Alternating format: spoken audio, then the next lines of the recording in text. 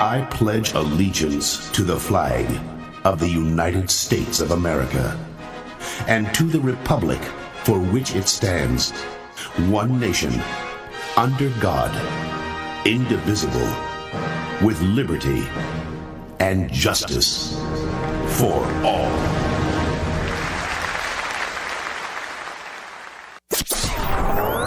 You are listening to Off the Cuff. Now, here's your host, Adam Banks.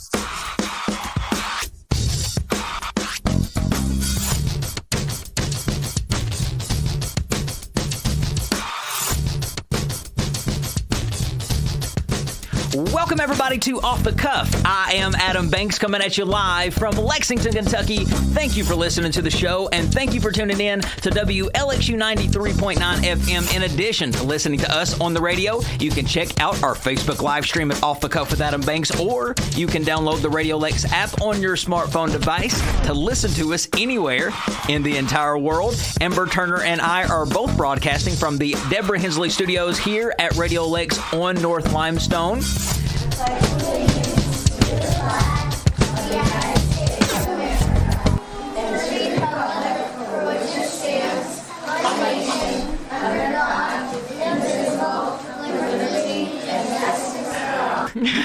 I don't even know where to begin. Do you guys, of course, we're having technical difficulties. Our Facebook live stream is just showing a wall. Do you have any idea why that's happening? Oh, maybe I got to hit another brick in the wall. There we go. There we go. As you can see, the sweat beads flowing off my forehead. You look like you've been doing some cardio. So, Amber, how are you doing today? Well, I'm doing a lot better now that we're sitting here. Yes. Well, happy Veterans Day, everybody. It is Veterans Day, November the 11th, 2021. And Veterans Day is a time for us to pay our respects to those who have served.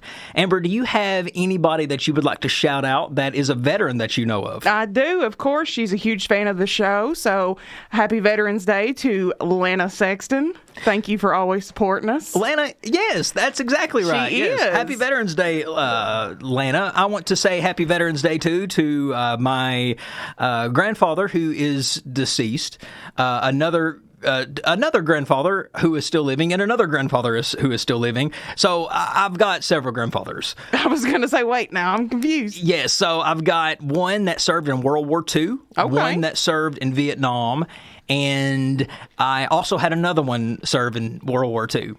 Yes. Look at there. You got a whole family full of. Yes, and a few friends that also do the military.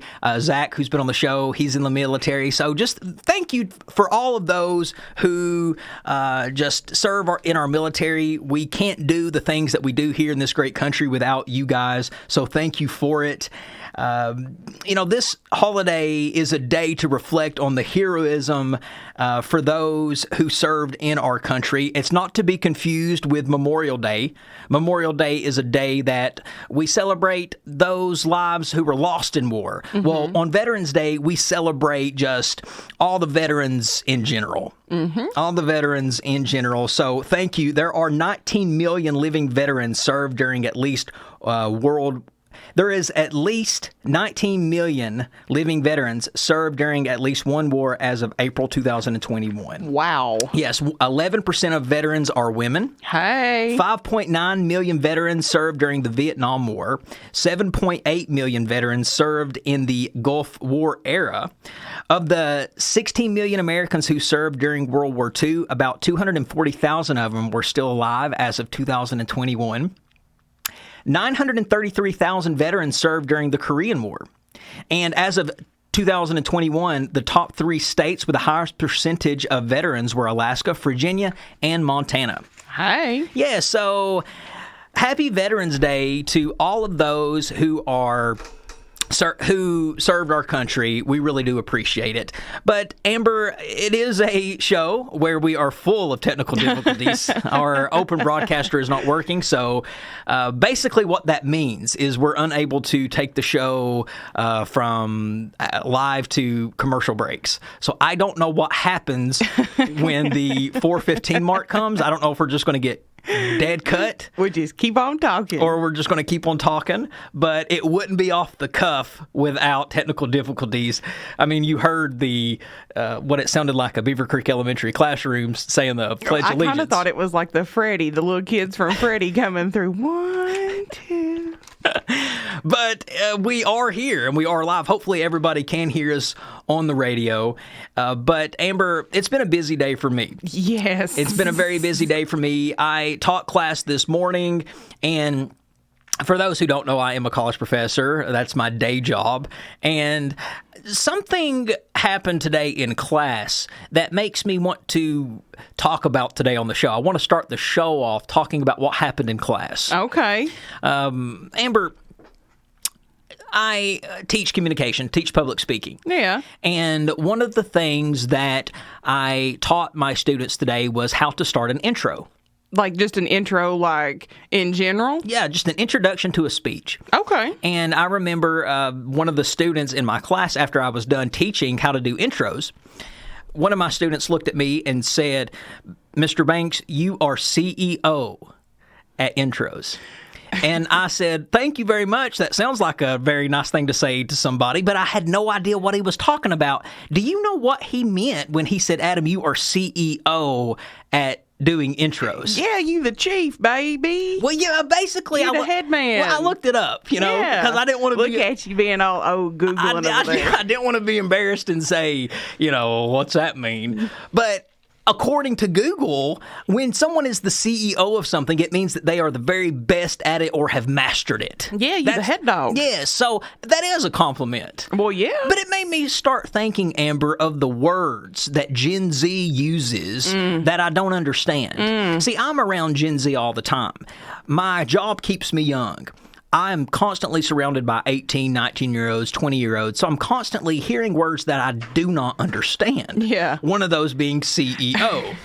Well, I have some words here that Gen Z uses that I would like to decode today on the program. Maybe you know what some of these words mean. Well, now, look, I went back to college, and I was just rubbing elbows with all the Gen Z, so... Here's a word, bop.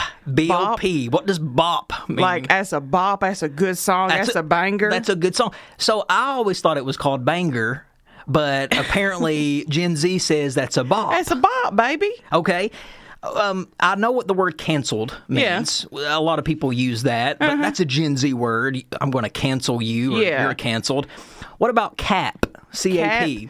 Cap. Now, look, I can't say what I normally would use cap for, so... Cap is something that's considered false or an outright lie. It's most commonly used in the phrase no cap, which means no lie. You know how people say no lie? Yeah. No cap, meaning no lie. I'd be like, oh, you ain't got no ball cap? You need a ball cap? Catch these hands. Yeah, we gonna wrestle tussle. We gonna fight. We gonna fight, yes. Yeah. Drag. Drag? That ain't no fun. To criticize or make fun of something is a drag. Okay. Drip. Drip, like you are rich, got a lot of money. Yes. Like you've got a cool sense of style. Okay. Yes. Fam. Fam? F-A-M. You be my fam. That's your friend family. Yeah, you're a part of the crew. You're accepted. Glow up. Glow up? I'm in the middle of my glow up right now. Yeah. So glow up is to go through a positive physical, mental, or spiritual change. A check for me. An example that it gives here is he had a major glow up over the summer. Now you just change that and say Amber had a major glow up. So I get it. So that's what you do on the first day of school when you're in public school is you looked around the classroom to see who had a glow up. Exactly. Okay. High key. High key? Yes. High key is the opposite of low key. It's commonly used when you want to emphasize something. Yeah. Yes. Hits different. Hits different? Yes. Like Coca-Cola from McDonald's hits much different than a Coke you have at the house. Right. Hits different is used to describe something that stands out from the rest or makes you feel different compared to other things. Yeah. Okay. Another word here that Gen Z uses a lot, which I recognize this one, is I'm dead. Dead.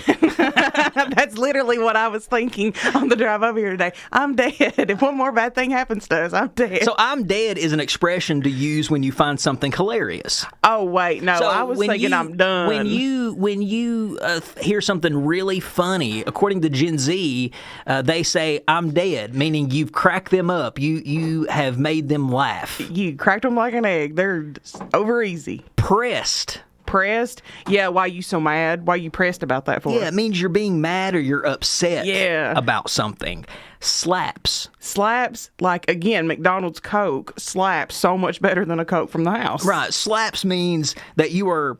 When Gen Z uses the word slaps, they're using that as an adjective that describes how great something is. Yeah. Okay? Snack. Snack? Yes. Like... If you wouldn't over there sitting all dripping wet, you might look like a snack today. Well, yeah, it's a term to describe someone you think is good looking. Yeah. Yeah, they're looking like a snack today. Yeah, little Davy baby. Snatched. Snatched? Yes. Like nope. A term describes something that looks really good, typically when it comes in style. Your outfit is snatched. Oh, I would be like, I did not snatch this off of the floor. Yes, I got it out of the closet. Gen Z is using the word snatched as it's just another way to say that outfit looks good. See, I'm trying to build that. Do you ever, like, when you hear them, like, want to build them into a conversation? Like, what's that even mean? Right. Tell me how you came to snatch. It reminds me of Mean Girls when he's trying to make the word fetch. Gretchen's trying to make Wieners. she's trying to make the word fetch popular. Now look, I got down with that. That's so fetch. Yes. Here's another one that Gen Z uses, another word, stan. Stan is another word for someone who's a super fan and sometimes excessively enthusiastic of a celebrity's work.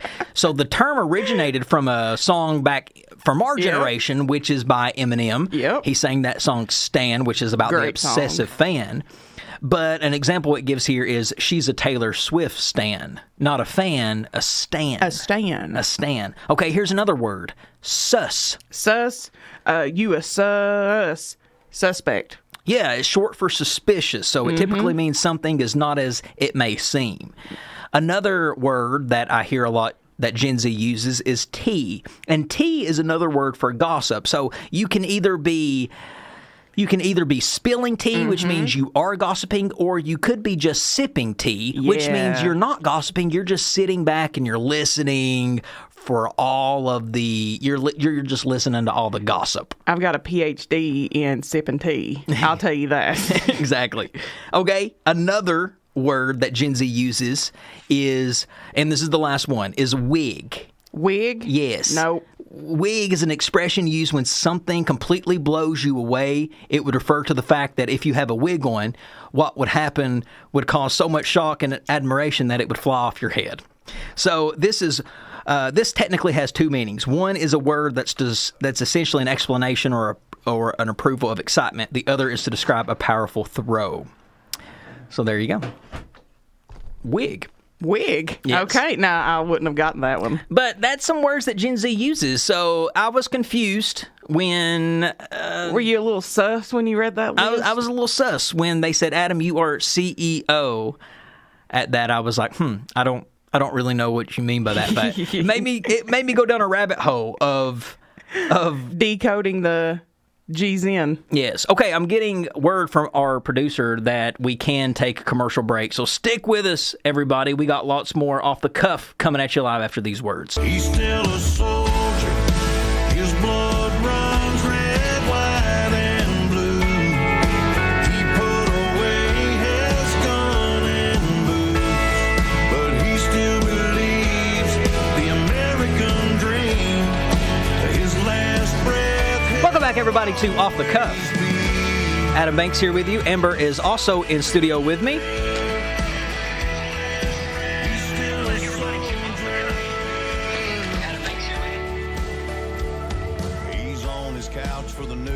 All right, we got a chance to learn a few new words. Amber and I did. Amber, it made me miss some of the old words that people used to use in this day and age. You mean like we used to use back in the day? Yeah, there's a lot of words that you don't even hear anymore, and it's easy to age yourself when you use some words. Oh, absolutely. People immediately know how old you are once you say a certain word. Well, yeah. So, one of those being mobile phone. Oh, word. How many people do you know still use the word mobile phone? My granny. Like, I'm sorry, not even my granny, my grandfather. Call me on my mobile. Call me on my mobile phone. Mm-hmm. I don't think anybody uses that expression like it's my cell or where's my phone. You don't hear anybody say where's my mobile. No. Where's my mobile phone? Rolodex. Rolodex? Yeah, that's another one you don't really hear people say anymore. Well, now, look, I actually have a Rolodex. So You still have a Rolodex at your desk? I still, not at my desk. It was from my old work. So I will say that Rolodex is still, I hear it every now and again, but not often. What about the word stewardess? Stewardess? Like a flight attendant? Yeah. No. No. No. Is it offensive to say stewardess? I don't think so. But why did we stop using that word? Why do we use flight attendant now? Well, because you're on a flight and this is your attendant. It's like Makes sense. It's like masseuse. You don't hear masseuse. It's now massage therapist. It's not masseuse. I wish that there's more words here. There is lousy. Lousy? You don't hear that word much. Yeah. Pictures, and I'm saying the word pictures meaning in place of movies. You know how. Let's go watch a picture show. Back in the day, people used to say, hey, there's a really neat picture showing at the theater. Yeah, picture show. Hence why the Oscars still call it Best Picture. Groovy. Groovy? I've not heard that since Marsha Brady from the Brady Bunch. I was going to say the Brady Bunch movie. Classy. Classy? Yeah, do you hear that word a lot? Classy. I feel like that's a word that's just going away. It's dying down. People don't use that anymore. No, I feel like, again, you went through a whole Gen Z list. I feel like they've got so many new words for classy now that classy probably just gets lower on the list each year. There is slacks. Slacks like jeans? Yes. No. Dope. What kind of dope? Like, that's dope. Oh, yeah. No. Are you talking about drugs? No, I didn't know. That's what I was asking. Well, I mean, I think that dope was used at one point in, I'd say, the 90s as a word to describe something cool, like fat. Back in the day, fat meant you're awesome. Yeah, because it was PHAT back then. Yeah. So Yeah. if you looked at somebody and said, oh, Lil' Kim, she's fat, you're not saying, oh, Little Kim's obese. You're saying, oh, Lil' Kim, she's cool. She got it going on. She's got it going on. Another word that you don't hear anymore that I wish we would bring back is rubbers. I don't. What? In place of condoms, Yeah. rubbers. I mean, I miss that people used to use that word, rubbers. Hey, honey, let me grab a rubber. Or don't forget your rubber. Don't forget your rubbers. You got a rubber in your pocket? Oh, now, come on. Okay, have you ever been asked, do you have a rubber in your pocket? Back yes, all the time in high school and in college, we were still using the word rubber in place of condom. Okay, I did not. I always say condom. No, Condom. it was always rubbers. Is make sure you have a rubber. Make sure you have that. Gal, Gal? a smiling young woman. Oh, yeah, like, I'm a gal.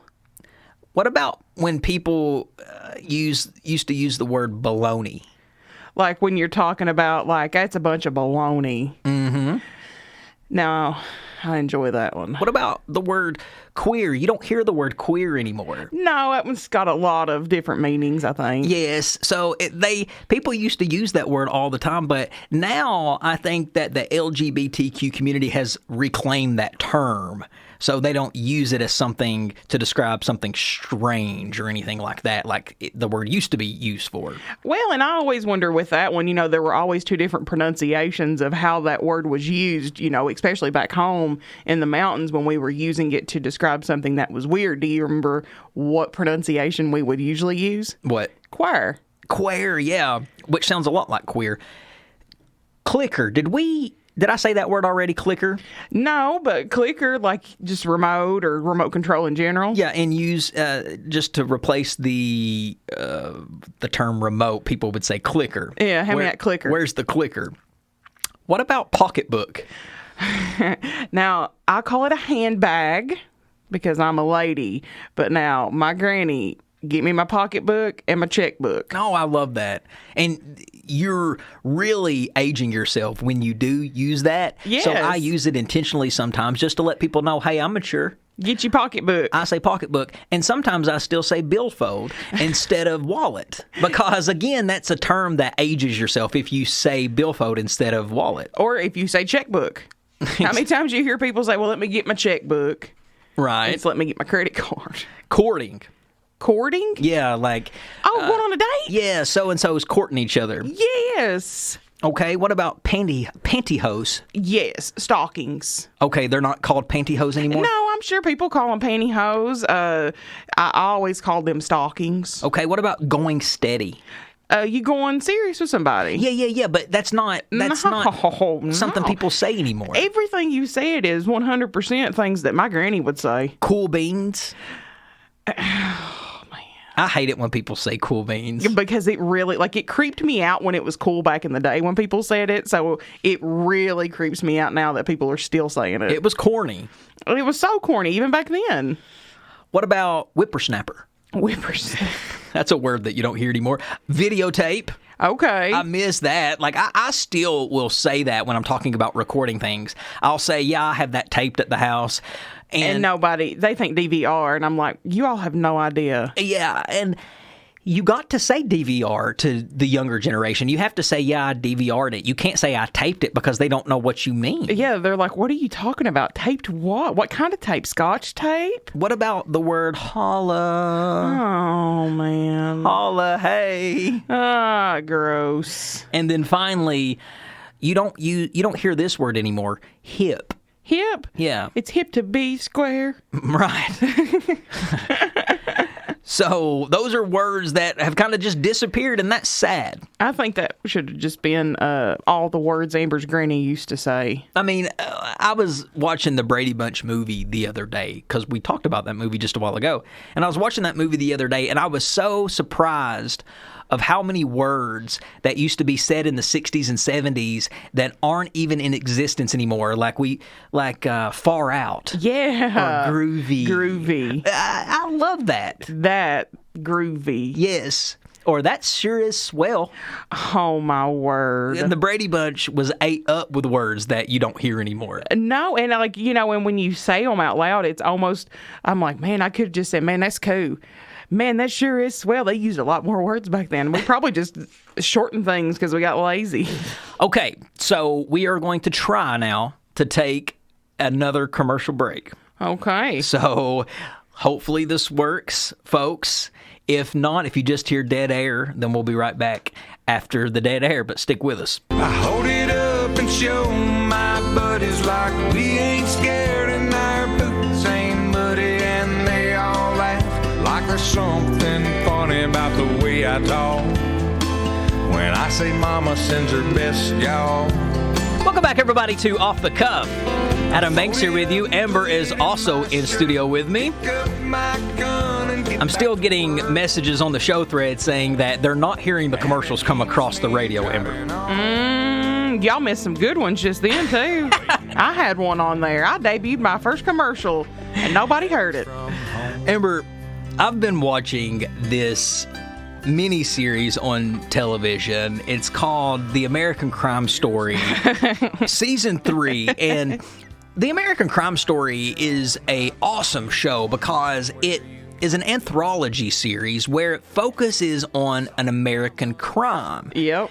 Season 1 focused on the O.J. trial. Season 2 focused on Versace. Yes. The death of Versace. And Season 3 is focusing on the Bill Clinton-Monica Lewinsky scandal that happened in the 90s. This one in particular, this season, they're calling it American Crime Story Impeachment. 5 stars, 10 stars, whatever stars the max you want to give it, give it. I give it because it's an excellent show. It's going to be a show that takes home all of the awards. I don't even know where to begin to talk about how great it is, but if you don't remember really the scandal, I'll give you a little rundown of it. President Bill Clinton, most people consider him maybe one of the greatest presidents of all time. But he was at the center of a major scandal in the 1990s where he was accused of having sexual relations with a White House employee, Monica Lewinsky. And the American Crime Story reveals there was far more to this than just a sex scandal. Okay, it ultimately led to the president being impeached. So there was a lot of things that happened during the Bill Clinton presidency. And it dates really back to something called not Watergate, but White Watergate is what they called it. White Watergate? Yes. Okay. White or maybe this in particular thing was called Travelgate. It was something gate. I don't know why they like to call things gate. Yeah. But it starts off showing the suicide of Vince Foster. You know, everybody in the Clinton administration's always ended up committing suicide. Oh, gosh, yeah. I didn't know that. Well, there's a big running joke saying that the Clintons kill people. But it's for grain of thought. Yeah. Put it in your brain and let it sit there for a minute. Did he commit suicide? Who knows? The world will never know. But it talks about just his cheating because Monica wasn't the first person he cheated with. Absolutely not. He's cheated with several women. Monica was just the first person that really he got caught with, and it went mainstream with. So Kenneth Starr started an investigation in 1994 against Bill Clinton, and he started this investigation before he became president. And after he became president, this investigation was still ongoing.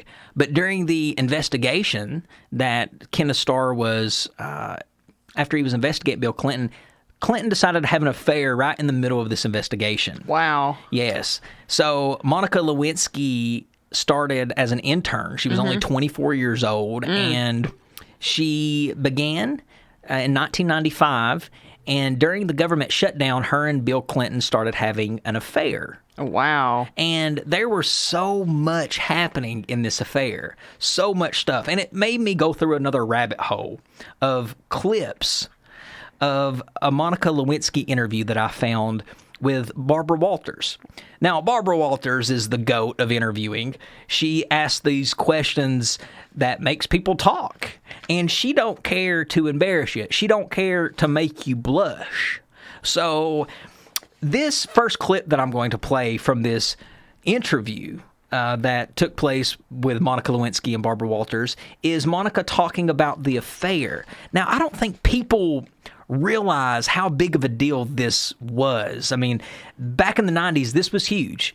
Yes, it was. A sitting president, Bill Clinton, having an affair with a 24-year-old intern. He's the commander-in-chief. You can't be doing that, Bill. Nope. So take a listen at this clip that I dug up from a Monica Lewinsky, Barbara Walters interview. Take a listen. November 15th, 1995. The government is shut down. The interns take on greater responsibility at the White House. And on that day, you found yourself alone with Bill Clinton in the Chief of Staff's office, and you lifted the back of your jacket and you showed the President of the United States your thong underwear. Where did you get the nerve? I mean, who does that? I'm sure, as you know, and everybody who has ever been in any situation where there's flirtation, it's a dance. And it's sort of one person does something, and then do you meet that person and raise the stakes? And that was how our flirtation relationship was progressing. It was. Hey, do you agree with her? Do you agree with her that it's a dance? I mean, yes, but, typically don't do that with married men, and definitely don't do that with married men that are the president of the United States. She lifted the back of her shirt so he could see her thong, and she said that Bill Clinton gave her a look like, okay, game on, I want this. Like, I just want to know where Sis, not Sus, Sis got all that confidence. Could you just walk up to the President of the United States and pick up your skirt? Well, this interview gets a lot more risque. Take a listen. No. Now, the second time that you were the president, you took his shirt off? I think he unbuttoned his shirt, and it was one of the more endearing moments that I had with him. I mean, I sort of... The president sort of sucked in his stomach, as a lot of men or women would do. As I did. As you did. He was just, all of a sudden, became very real and very human. I found that fascinating when she said that Bill Clinton sucked in his stomach, because this is a man who is the most powerful man in the world, and he still had insecurities about having a little bit of a tummy with his shirt off. Oh, I bet he had all kinds of insecurities after she laid his love life out for him.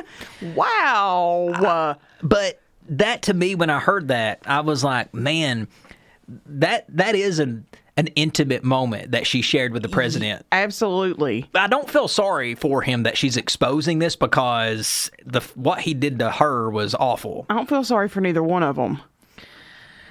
And I don't either at the end of the day. But Bill Clinton is a lot more to blame than she is. Okay, I think that this next clip here is... And during the relationship, you told friends that you thought that you and Bill Clinton might have a future together. Mm-hmm. You fantasized about marrying him. Mm-hmm. You even asked Vernon Jordan if he thought that the president would leave the First Lady at the end of his presidency. Did Bill Clinton say anything to give you hope that this might really happen? He did. The president and I were having a very intimate discussion, and he said that he wished he had more time for me. And I said, thinking, well, sure, you're pretty busy, you are the president, that, well, maybe in 3 years you might, when he doesn't have such a overwhelming job. And he said, well, I might be alone in 3 years. And I was very stunned to hear him say that. And so I said, well, I think we'd be a good team. And he said, well, what are we going to do when I'm 75 and have to pee 25 times a day? And so it was, I mean, that to me certainly indicated that it was a thought that crossed his mind. It was. And it's untelling what all he told Monica. He probably did say that he was going to leave Hillary and he was going to be with her, and he was just being a player. Or did he really love Monica? Who knows? I mean, you'll never know, because, you know, here she did. She put him on blast. We'll never know what the full actual intentions were. I mean, look, here it is all these years later, and they're making a whole series about this man's sexual escapades. It's amazing. It's amazing because, yes, they are bringing this back up. This hasn't happened. This happened 25 years ago, and now it's like it happened yesterday because of this series, and that's what TV does. It makes everything relevant again. Oh, yeah. And now Bill Clinton has to live through this again, and it's exposing just how big of a I don't know, a womanizer Bill Clinton was. And also it goes to show you, people, if you are having an affair and you want it to stay quiet, don't tell nobody. Don't tell nobody. This would have never gotten out had Monica not have told her friend. And you're always thinking, I'll tell my friend because they won't say anything. Yeah. It's just this person that I'm saying, and I trust them with my life. If you don't want nobody to know that you and another person are together or doing anything, you don't tell nobody. He doesn't, she doesn't. Nobody. Don't tell nobody. And Monica made the mistake of telling her friend Linda Tripp, which in return recorded about 90 telephone conversations between the two, and that is what got the president prosecuted. That is what got the president impeached, was that hard copy proof of those phone conversations. Yeah, but my question always is and will always be, why did she choose Linda Tripp? It's not like Linda Tripp and her have been best friends since they, were in elementary school, things like that. Why did you choose this person that's already in Washington, that already has ties to the White House? Why did you choose that person? Did she choose that person because she wanted it to come out? Because here she is on Barbara Walters talking about how she wanted a relationship and a marriage, with this man who is already married. Could she have wanted this to come out? I think she just had to tell somebody. But why not pick someone you've known? Well, the show really kind of goes into that a little bit. So it just kind of happened. I think that she wanted to get this out so bad because it is something to brag about. You are sleeping with the president, and it is exciting. She is in love. You can tell she's in love. Yeah. Or infatuated. But I think that Linda was just there to listen, and she just trusted her too much. Now, Linda Tripp is played flawlessly by the amazing Sarah Paulson, who I think might be the most incredible television actress alive. She can play any role. Anything. She is so good playing that role in this series. The whole cast is great. I think that not only does Sarah Paulson excel as playing Linda Tripp, I think that Eddie Flacco might be the performance of the series, and she plays Hillary Clinton. Now, some people call her the greatest television actress to ever live. She played Tony Soprano's wife. She played, there was another series that she had that it's got like 5 or 6 seasons that people love, but Hillary Clinton has never been put on television. She's never been portrayed by anybody. Yeah. Nobody has ever brought her to life through the small screen or big screen.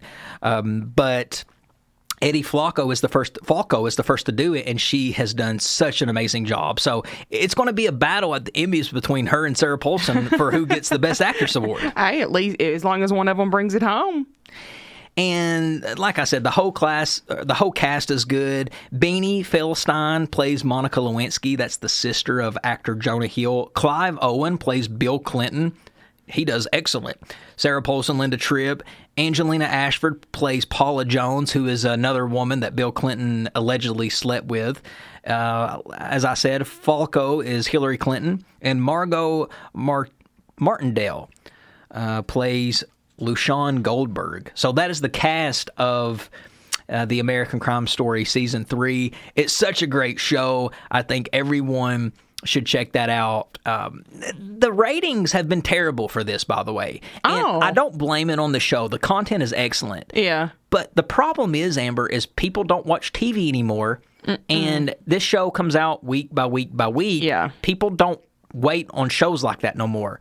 When this drops on Netflix, it will be the number one streaming thing on Netflix. Just like when they put the O.J. Simpson up. That's just how it is. Yeah. Television shows need to realize nobody's going to watch your TV shows anymore if you're only giving us one episode a week. No. We're not doing that. I'm sick of it. I don't hardly watch. I only watch shows that are week from week that I have been dedicated to from the beginning. Like, yep. I'm not going to start watching the show now in 2021, season 1, episode 1, if you're only going to give me a week-to-week show. Absolutely not. I don't have time for that. I want all episodes all at once. On demand, baby. That's what I want. So we are not going to take a Song of the Week break because I don't think anybody at home is going to be able to hear it. So what we will do is take a short break, and when we come back, Amber, we will finish out our last segment. So stick with us. We got one more segment to go right here on Off the Cuff. I'm an American soldier, an American. Beside my brothers and my sisters, I will proudly take a stand. When liberty's in jeopardy, I will always do what's right. Welcome back, everybody, to Off the Cuff. On the front lines. Adam Banks here with you. Amber is also in studio with me. Last segment of the hour. Happy Veterans Day to all the veterans out there. And I do apologize for all the technical difficulties. It wouldn't be Off the Cuff without it. Amber, UK sports is in full swing. Basketball season officially kicked off its season with a bang. Now this is your season. It is. Basketball season is my time. Yep, your time to shine. It's my favorite pastime.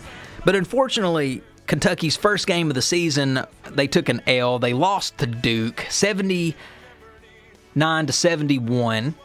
It was Coach K's last game coaching Kentucky. I mean, unless they meet in the tournament, but it was the last season game that we'll see Coach K on the sidelines coaching against Kentucky.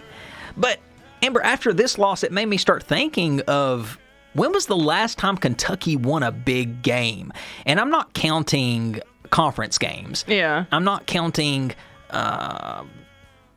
post-season games like March Madness or SEC tournament, just a regular season game. When was the last time Kentucky has beat a big team?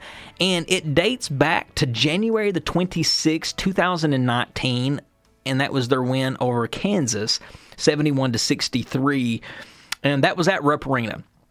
January 26th, 2019. That's before Off the Cuff was even on the radio. Mm-hmm. That's how long ago it was. Wow. That's how long ago it's been since Kentucky has won a big non-conference, just regular season game. Yeah. That's amazing to me. So the Cats, they've been riding the struggle bus for a while. About 3 years worth of while, almost. So they did not kick off the way we wanted them to start. So hopefully they'll get it together tomorrow. They're going to be playing Robert Morris. I'm going to that game. Are you? So hopefully that will be a game that hopefully I can bring some luck to the Cats. Well, now. Yeah, when I go to that one. But that's basketball. Let's talk about football really quick before we go. The UK football program, we've not talked about two games since the last time we were on the air. UK Mississippi State. The final score to that was 31-17 Mississippi State. The Cats lost that one, and that was just a lot of inexcusable turnovers that we had that made us lose that one. And then we also lost to Tennessee last Saturday. And so we're now on a 3-game losing streak for football. So the momentum we've lost. You ain't give Stoops your speech in a while. I've not. You cut some slack. Well, yeah. I'm going to lay off on him for now. He's still got a couple more games to play. Now, the next game is Vandy, and after that's New Mexico State. So that's 2 games that not only does he has to win those, but he should 100% win those. I would almost bet the farm that he'll win. He should win. If he don't, maybe there'll be, I guarantee you, if he doesn't beat Vandy or he doesn't beat New Mexico State, there'll be a lot of people jump on my bandwagon with Mark Stoops. Well, speaking of buying the farm, are you going to give people their betting? Well, since you asked, I might as well just go ahead and give my betting predictions for this Saturday, Kentucky versus Vanderbilt. So the prediction is 98% that Kentucky's going to win this. The experts say 98%. So I told you, a lot of people are betting the farm on this. Kentucky is 47-36-4 in 87 all-time head-to-head matchups against Vanderbilt. Kentucky defeated Vanderbilt 38-35 in their last meeting on November 14th, 2020. So here is my betting prediction. The over-under is 52.5. Take the under. Take the under. And I think that a lot of people will be happy and a lot of people will be filling their pocketbooks after that. Well, maybe you'll buy us both a farm. I hope so. And, but that's it. So hopefully Kentucky will be able to swing some momentum back this direction. Well. But ladies and gentlemen, that about wraps it up for another episode of Off the Cuff. Happy Veterans Day to everyone out there. You can listen to all of our previous episodes by subscribing to us on iTunes, Spotify, or YouTube. Follow us on social media at Off the Cuff with Adam Banks. You can follow the co-host, Amber, on social media at Ambu447. You can follow me, the host, on social media at The Adam Banks. We release new episodes right here live from WLXU 93.9 every Thursday from 4 to 5. And all of our podcasts are posted to all major podcasting platforms. Ladies and gentlemen, that is Amber Turner. I'm Adam Banks, and this is Off the Cuff. We'll catch you down the road. My heart